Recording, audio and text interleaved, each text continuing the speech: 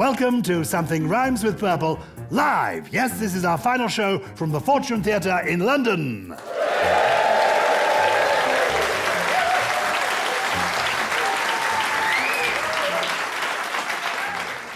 It's a packed theatre. We're very excited. This is our last visit to the lovely Fortune Theatre in Covent Garden.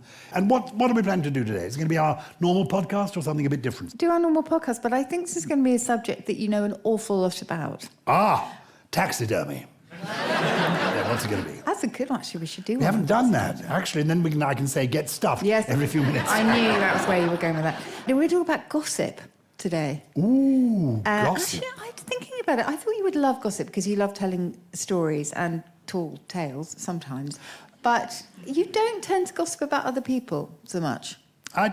Funnily enough, I'm not a great gossip. I love stories about people, anecdotes, and I do collect those. But I'm not very good when it comes to tittle-tattle. Well, already we're getting words. Can we begin with the very word gossip? Because the idea, if you're new to our podcast, and some people in the live audience are new, and even there'll be new people listening to it, basically we explore words and language, particularly the etymology of words, where they come from. And gossip, is that a word that's been around a long time? What is the origin of it? This is one of the most curious etymologies, I think, in our language, and you will remember it when I start talking about it, because we have mentioned this before. So essentially, gossip began as God Sib, so which meant a god relative. We talk about siblings today. Originally, a sibling was just a relative. So a god Sib was a relative, sort of decreed by God, if you like. It was a godparent. And the first god Sib, in the sense of gossip, was essentially a woman who accompanied a mother who was giving birth. And she would be there during labour, maybe a bit like a doula today. And the implication was that this godparent, this godmother, would chat a lot all the way through and after, etc. Just engage in conversation. But because women have unfortunately been, people have decided that women are sort of chattering tittle-tattlers. The idea is that this god Sib was spreading the gossip of the town. So god Sib eventually became gossip. So god Sib, as in godparent, Sib as in sibling, an abbreviation of sibling, becomes gossip. Yes. And now you say that, I'm recalling that in several plays by Shakespeare, these women are referred to as gossip, her gossips, meaning these are like, women who are attendant upon mothers are known as the gossips. Yes. How interesting. I know. And as we will discover, this association between women and gossiping is really, really strong, and it's percolated through language. And what period does this word, what does God So gossip, sip? you can go, it's probably 1,000 years old, really, this idea, and gossip itself probably around 1300, something like that. And people who spread gossip are known as gossipers, gossip mongers. Gossip mongers. And where does a gossip monger come from? Monger is a weird one. So the costermongers of London, do you remember the costermongers? Of course. They were the ones who particularly spread Cockney rhyming slang. And a coster is probably short for costard, which was a big apple that they would sell in the markets. And monger goes back to a Latin word mango, nothing to do with the fruit. It's a Malay word. But mango meant a trader or a trafficker, particularly in women. So it wasn't a particularly nice thing in Roman times, but it gave us the idea of trading. Very good. Yeah. Okay. Because it's such a big area, gossip, because it can be trivial gossip, and there can be serious gossip. I'm currently reading the second of 3 volumes of the diaries of Chips Channon, who was a politician and a socialite in the 1920s, 30s, 40s and 50s. And his diaries, unexplicated diaries, have been edited by Simon Heffer, 3 hefty volumes. It's full of political and society gossip from yesteryear. But now you could regard it almost as important history, because I'm reading about the time in the run-up to the Second World War. So there's an element of history as well as social history, political history. So there's serious gossip, there's lightweight gossip. Well, how are we going to divide our conversation today about gossip? Well, why don't we talk about the sort of talking incessantly kind of gossiping, because I think that's the one that you will recognise most. Oh, thank you. You mean as in blathering? Blather, yes, blather. There's so many kind of really onomatopoeic words when it comes to gossiping, I suppose, understandably. So blather is a really old word meaning to babble, and I think it is about the sound that comes out of your mouth. It's sort of a bit of a blah, blah, blah, blah. Oh, so it's a version of blabbing. Yes, and so many of these actually also are born out of maybe a sort of almost childlike imitation of language, like with the blah blah, the mum and dad came about because those are the sounds that come out of a baby's mouth. So a lot of them are based on sort of baby talk, and I think babbling is one of those. So babble and blather are related one to another. Well, ultimately, if you probably go back to the same ancient root, but the idea is simply that it's representative of the sound. Mumble is another one. If you keep mum, you are mumbling. So blabbermouth exists. Is there a blather? Anything else? Blather? A blatherskite. That's Blather, a good what's a one. blatherskite? Well, you blatherskite or a bletherskite. That's a great Scots word, where the skite is actually related to shite. And that's one of the true Old English Anglo-Saxon swear words. Shite. Remember that? No. Oh. It's from the Old English shitter, essentially, and it was no ruder than defecation would be today. Oh, it was quite a normal word. It's totally neutral. Yeah. Oh. Like bollocks and all those others. So blatherskite, I love that. And then it was taken up, actually, in the American War of Independence, weirdly. So soldiers would call each other blatherskites. And so it settled in North America and then sort of, reintroduced itself over here. So you're burbling, you're blathering. There is a word you've mentioned before, bloviating. Oh, bloviating, yes. Yes, I used to tweet bloviating quite a lot when there was a certain PM in situ. Yes, to bloviate is, you've got blow, and the idea is you're kind of blowing hot air. So it's sort of inflated rhetoric, essentially, being bombastic and, remember where bombastic comes from? Something to do with bombs and bombardiers or... No, to do with bombast, which is the stuffing, sort of stuffing like you might have in the gilet that you're wearing, actually. It was sort of padding. Oh. So it could be padding in a sort of tunic or even in a coat of arms, and that was bombast. So it's filling the air with nothingness. Exactly. That's what bombast is. Yeah. That's very intriguing when you're saying just filling the air with sound. Verberia. Is that a real word? Logoria. Is it logoria or verberia? Yeah. Logoria is what? That's like diarrhea, but it's about words. Yes, Greek logos. So we are logophiles here today. That's Greek logos means word. We love words. Yes, we do. So logoria, is basically... It's diarrhea, verbal diarrhea. It is. Verbal diarrhea is logoria. Absolutely. And verberia is just an invented word. I've never heard of verberia. I thought it might be your invented word. Oh, good. Is that... Good.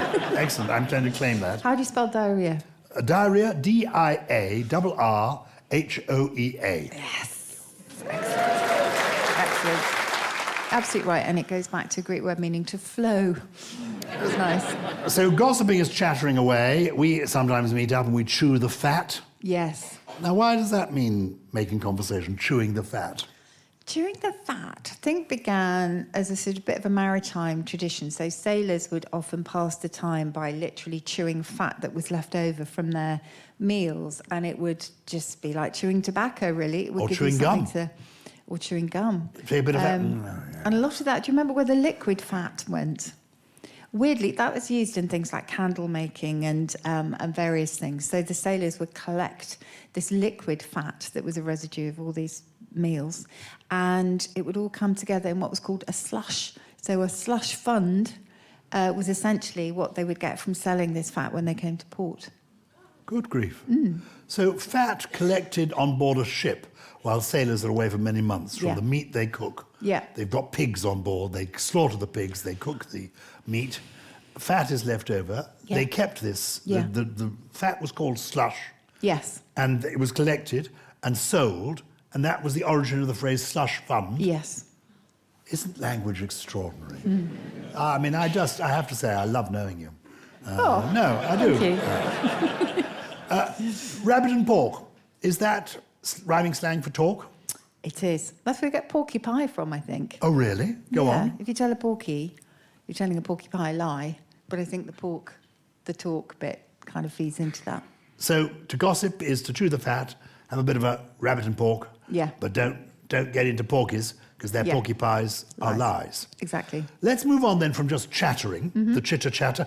We've discussed chatter before, haven't we, the chattering of clowns? Chatter again, also, it's also, think onomatopoeic, because you can almost, if you trace these back, there are what linguists call cognates in lots of different languages. So that means very similar forms in different languages, suggesting they all go back to one ancestor ultimately.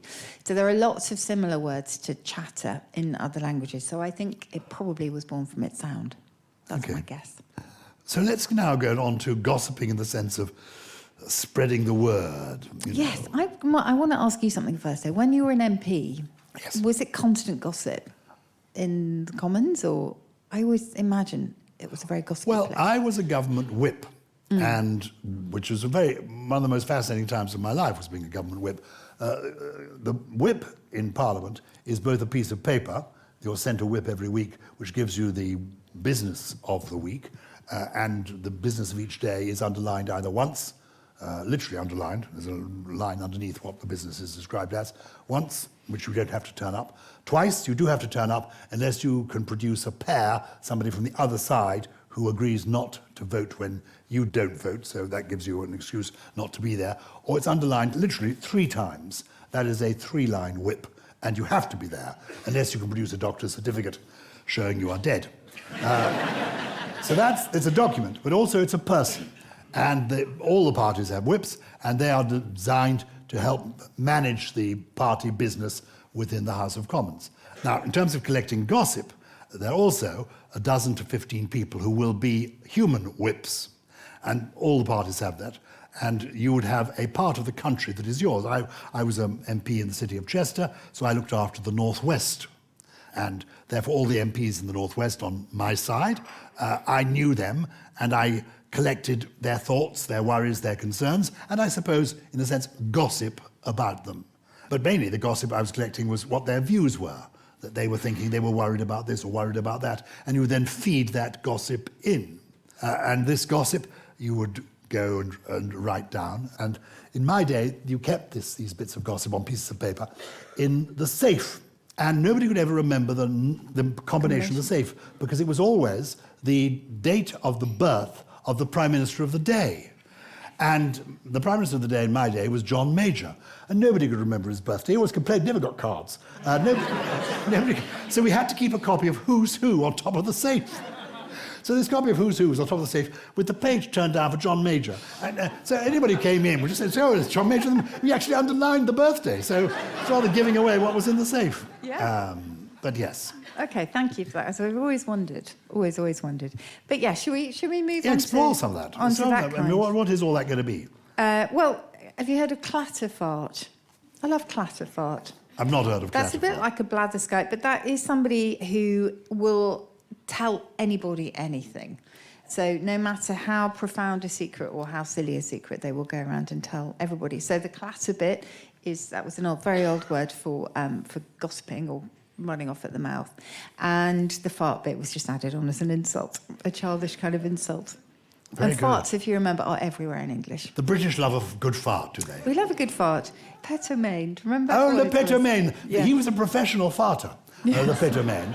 He was a Frenchman who did a kind of, a cabaret act, a vaudeville act, a musical act, where he would come onto the stage, candles would be lit at this end of the stage, he would stand on that end of the stage, lower his bloomers, and he would blow out the candles from one stage. Extraordinary, absolutely amazing. Yeah. And he would move further and further. He was in the wings, and still he was managing to blow out the candles. I think regular listeners to the Purple podcast know that we have talked about farting at least 25 times. I'm just going to test you on whether or not you've listened to me over the last 3 years or whatever. 4 years. 4 years. Give me 4 words in English that have farting behind them. I do apologise for this, by the way. 4 words in English that have farting behind them. Yes. A sparrow fart. Well, yes. Well, isn't that rather good?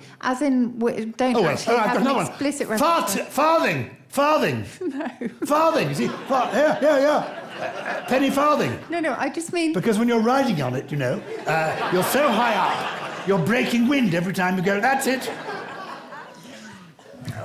Fart thing. Was it a fart thing originally? What are you trying to tell me? Ask me. Okay, so just as in their etymology has got farting within it, but you would never have guessed.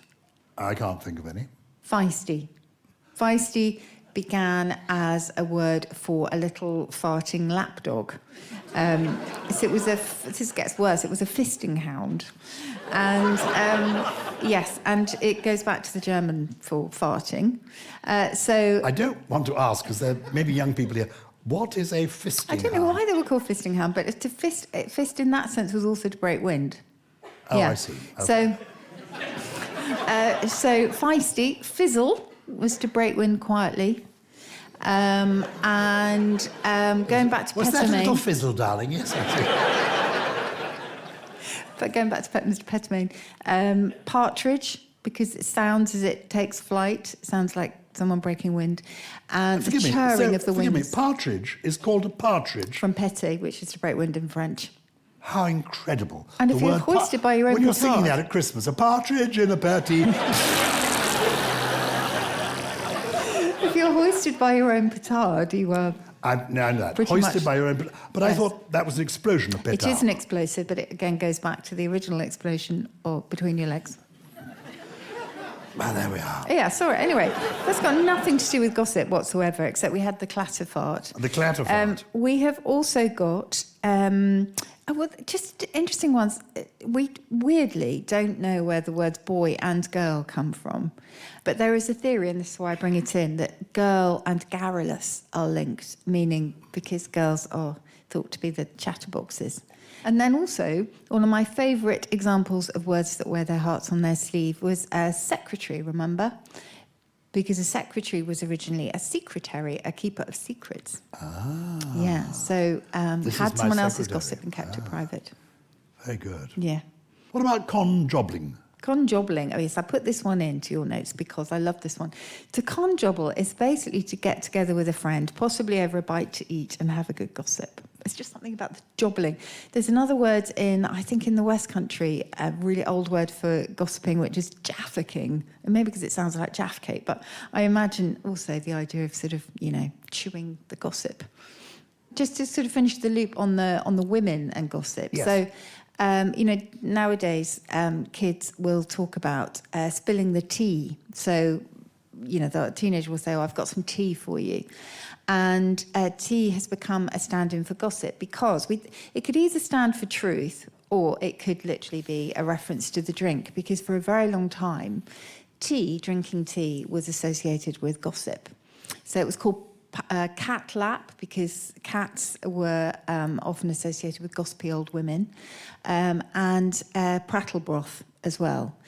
And the idea is that they would spread gossip while drinking tea. So a lot of men, there were real pamphlets distributed warning men against letting their women drink tea because it would encourage this swapping of untruths. Prattle broth is tea, Yeah. then? Yeah. How interesting. Yeah. Cat lap is also tea. Scandal broth. These are all Scandal euphemisms, synonyms for tea. Yes. So what we've been talking about, the thing that, in fact, this is a phrase the Duke of Edinburgh used, cock and bull stories. Oh, Where does yes. that, when talking about stories that weren't true, a cock and bull story, why is it called a cock and bull story? Yes. So the idea is that there is a lovely story, and tourist guides essentially tend to come up with the best stories when it comes to etymologies, really. And most of them, sadly, aren't true. But the tale that accompanying this one is that there were two inns in Stony Stratford, which is near Milton Keynes. And they were convenient stopping points on the way to London. And it said that there were two inns, one called the Cock and one called the Bull. And it said they would basically come up with competitions to liven things up, and they would have a bet that each of them would plant a salacious story that they knew others would pick up and run with, and they would see whose passengers who'd stopped for refreshments would be the quickest in taking it to London. And it was always made up, which is why they talk about the cock and bull story. Lovely, lovely tale. Sadly, probably not true. We haven't got any evidence to substantiate it. But we don't know why cock and bull. There is a very similar expression in French, which is coq à l'âne, from the cock to the ass. As in, sorry, that sounds very rude, as in the animal. And I've only just thought about that. Obviously, I don't know what they were telling each other. Just move on. Honestly. Oh, sorry. Buggered if I know. Oh, dear. Right, anyway.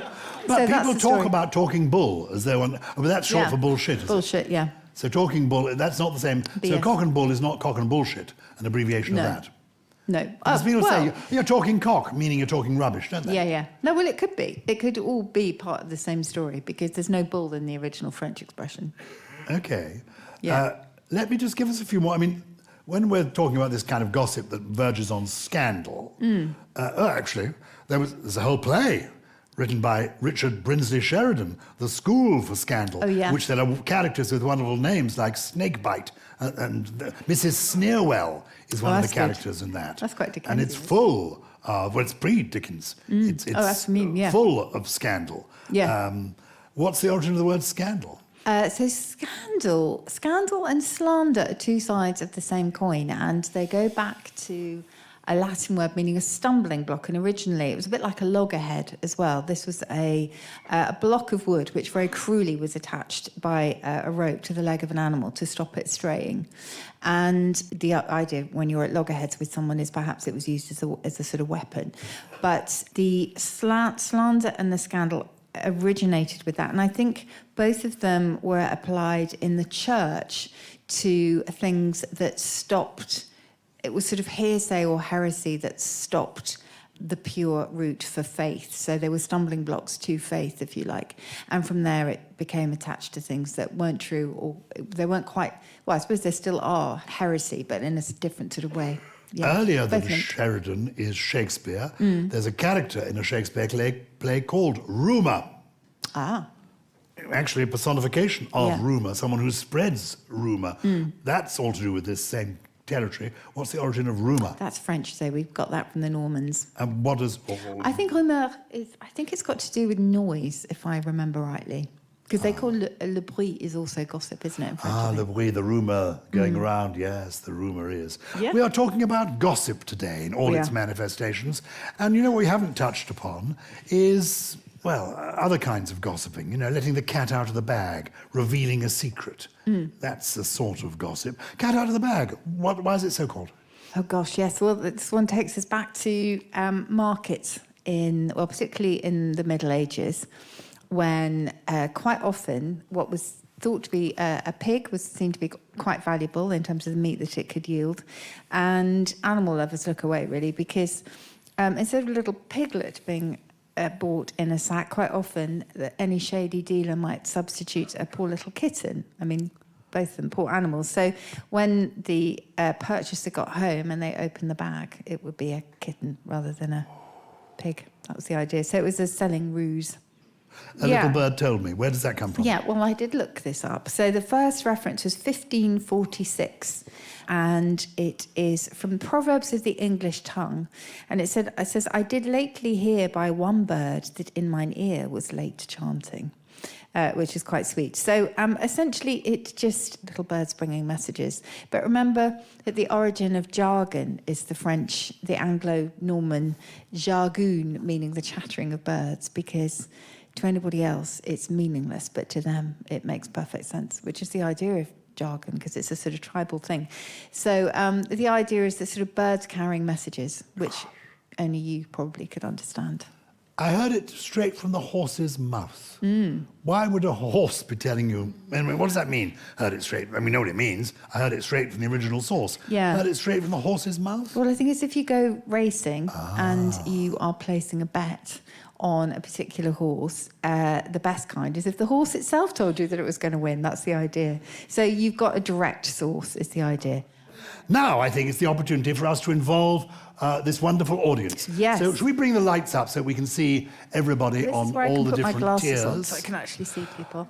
Tiers, is that the word tiers? Is that come from T-I-E-R-S? A third, meaning a third, a third, a third? No, it doesn't actually. It goes back to the Romans again. It just means different levels, so it's all about strata, essentially. So we've got people all over the theatre. How do we conduct this? We just simply ask them if they've got questions? I have got some. Anna from Geneva has a question. Anna from Geneva? Yes. She's there in the second row. Oh, hello, I can see you. Anna, a microphone is coming to you.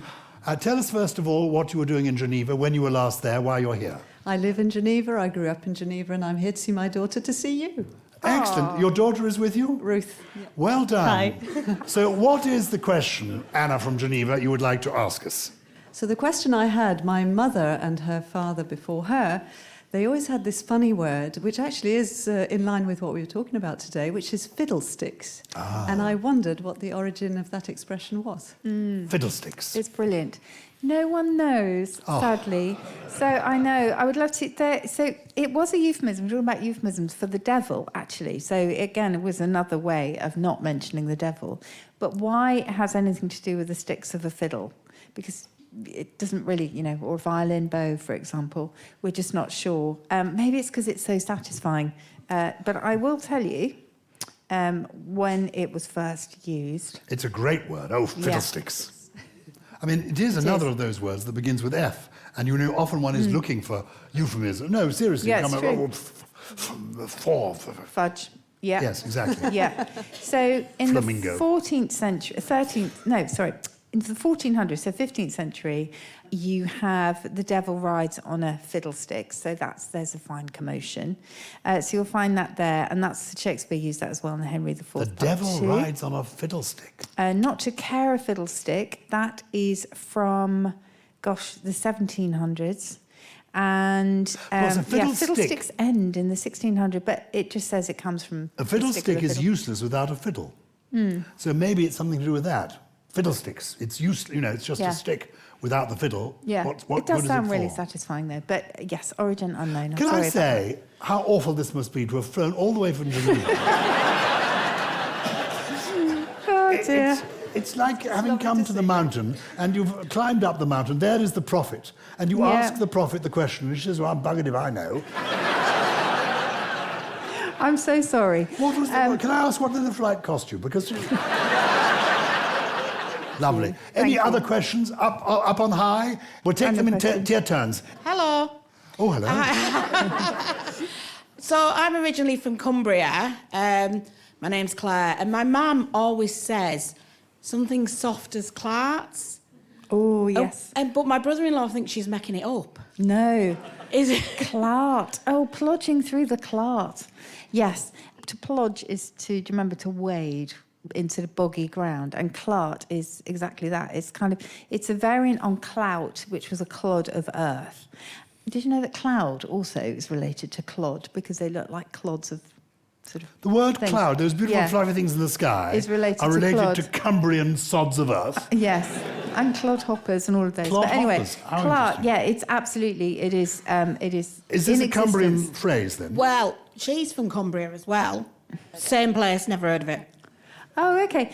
I think it's fairly old, but you will still definitely find it. Yeah, my mum's quite old, bless her. So am I. That's what, when I heard about plodging through the clart, I was extremely happy. So yeah, it definitely exists. All right, Lovely, thank you. And well done, families coming together, being together, Yeah, mothers and that's daughters. the lovely thing about these shows, actually. Yes, families come together. We need to do the trios. It's very exciting, this.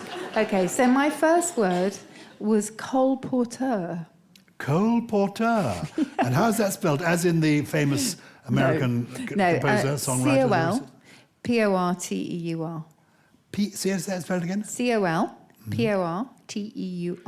Colporteur. And the audience have come up with definitions. They have. Would you share them with us? I will. So you're choosing the winner, remember? Yep. Okay. So, colporteur, this is from Paulette in Cambridge, who says that a colporteur is the assistant in the operating theatre who is responsible for carrying off the intestines during a transplantation.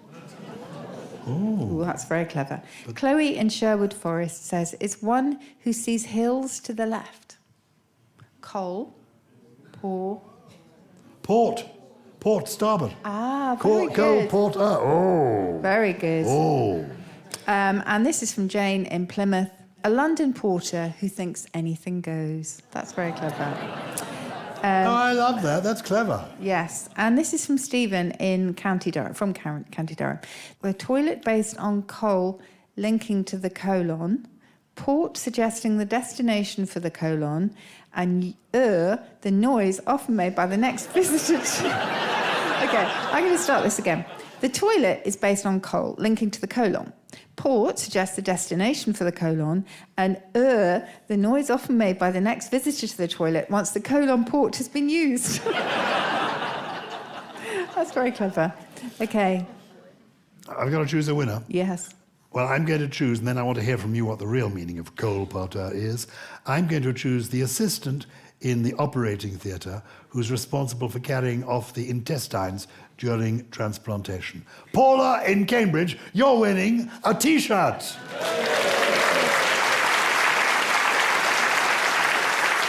So the real definition is a person who sells books and newspapers. Oh, why is that? I know, it's weird. So two possibilities. One is it's from the French comporteur, meaning to sort of carry with you. So they were itinerant salespeople, much like the opposite of stationers. So stationers who sold stationery were stationary because they weren't itinerant tradespeople. They actually were fixed, usually to a college or a university. So stationers were stationary, which But excuse me, makes a why is mockery of the stationary whole spelled spelling with thing. an I know. E-R-Y and stationary with I a know. person in one They position? both go back to the Latin stationarius in one place, but it's because we wanted to distinguish between the two, because it would get very confusing otherwise. How intriguing. Anyway, so colporteur, so it either comes from that, or colporteur, meaning you carry it around your neck. So maybe they sort of sold, I don't know if they would carry like have a thing strapped to their neck, and then they would have their newspapers in their little sort of bag. Not sure. As in port. Yeah. Anyway, none of them as interesting as the definitions that we have. Okay, this one I think is a bit more obvious. Pot valiance.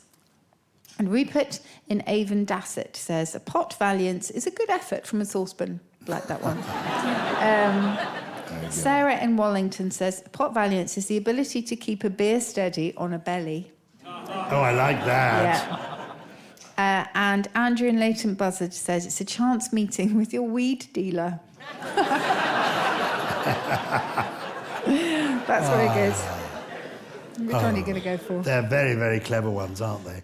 I'm going to go, though, because I can picture it so well, to pot valiance being the ability to hold a pint pot on your belly. Yes. Another nice way of saying that you've got rather a large belly is that you are ventripotent. Ventripotent, yes. Ventripotent. Some powerful belly. Well done. So Okay. Paul gets that prize there. The real definition of pot valiance is the courage that only comes from alcohol. So it's a bit like Dutch courage. Ah. Yeah. Yeah. Very good. Remember, a pot panion is your drinking mate. A pot pen. And a pod panion is you. Okay, cryptomnesia. This is hard. Cryptomnesia. Mark in London, is it Superman's baby food? This is really good. From Kate in Hadlow, when you hear a celebrity has died and you think they're already dead and died years ago. Oh, yes. I think that's very good. Cryptomnesia. And then Fabio in London. Oh, Fabio. Fabio in London says that cryptomnesia is when your tech friend explains to you how cryptocurrency works for the third time and you immediately forget it. I think it's Well, that is ace, isn't it? That has to be perfect. the winning one. Fabio. Yeah, very good. Cryptomnesia. Cryptomnesia. And it's actually quite complicated, this, in philosophical terms. So cryptomnesia is when you forget something and then think you've discovered it as a new and original thought another time. Remember that? Just like, oh, wow, and actually you already knew this. You've just forgotten. There's another word for that, which is jamais vu. Jamais vu is when you walk into somewhere which should be really, really familiar to you because you've been there so many times, but it's like you've never seen it before. Jamais vu. Jamais vu. Like, it's Jamais déjà vu. vu. Never saw it. So those are all brilliant, and I think there are some worthy winners of T-shirts there. So, we have to conclude with my poem. We have to do your poem, And please. I'd chosen a poem, and I chose it before the show, from a favourite book of mine, Cyril Fletcher's Terse Verse. I don't know if any of you remember Cyril Fletcher. He was the man who did Odd Odes. And he and I worked on this collection of short poems many, many years ago. Let me have a look inside and see when it was. 1982. So that's 40 years ago. And given that boozing and drinking came up in several cases while we were talking this afternoon, I thought this might be the poem to share with you. It's by one of my favourite poets, Anon. No one knows quite who wrote this. It's called Lifespans. The horse and mule live 30 years, and nothing know of wines and beers. The goat and sheep at 20 die, and never taste of Scotch or rye. A cow drinks water by the ton, and at 18 is mostly done. The dog at 15 cashes in without the aid of rum or gin. The cat in milk and water soaks, and then in 12 short years it croaks. The modest, sober, bone-dry hen lays eggs for nogs, then dies at 10. All animals are strictly dry. They sinless live and swiftly die. But sinful, ginful, rum-soaked men survive for 60 years and 10. And some of them, a very few, stay pickled till they're 92.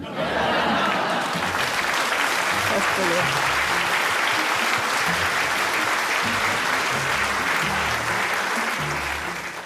Please keep following us, and please start to follow us if you enjoyed the show today. You can find us on social media at Something Rhymes on Twitter and Facebook, or at Something Rhymes With on Instagram.